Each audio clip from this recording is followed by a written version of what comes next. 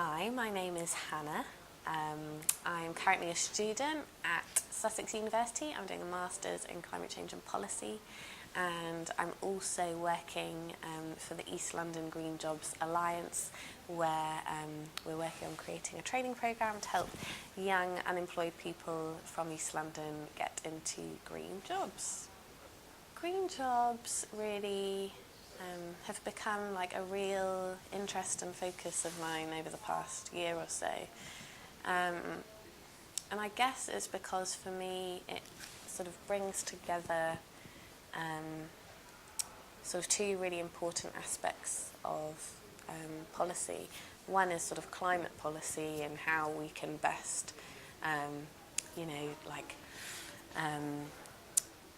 convert to renewable energy, like how we can best mitigate the effects of climate change. But the other aspect is the social aspect, and how is all of the work that we do in trying to combat climate change, how is that going to benefit the people who need it most? And I think the exciting thing about green jobs is that it really has the potential to really benefit those who are more disadvantaged at the moment.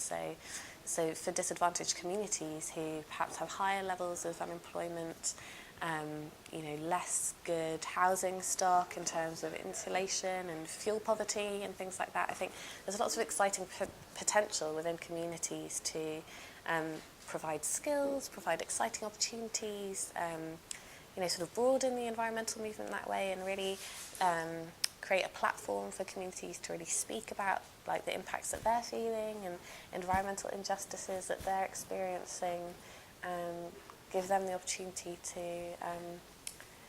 really try and work out of that, and hopefully come out in a better position than they would have been before. The green economy is a really interesting term because, like green jobs, it gets thrown around a lot by different people, and different people mean different things. So, there's lots of talk about green growth and, how we can keep growing if we just make lots of solar panels or put mirrors in space and that kind of thing.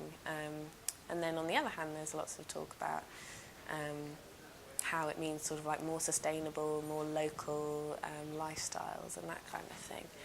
And I think if they're really serious about us being able to take on the jobs that the green economy is going to present, if we don't want them to go to people from overseas who are skilled in sort of installing wind turbines, being engineers and that kind of thing, then we need to improve science education and maths education at school, and really support sort of local councils and local colleges to give great training programs that can give people the opportunity to create a great career for themselves in the UK. I think it is very important that the EU takes a leadership role in terms of the international negotiations and targets for carbon emissions reductions within the UNFCCC. I think it's important because people, unlikely as it sounds, they do listen to the EU. I've just come back from America and California, where I've been talking to a lot of people who work on green jobs over there. And, the EU is seen as very progressive. So I think we have a real opportunity to take the lead on policy.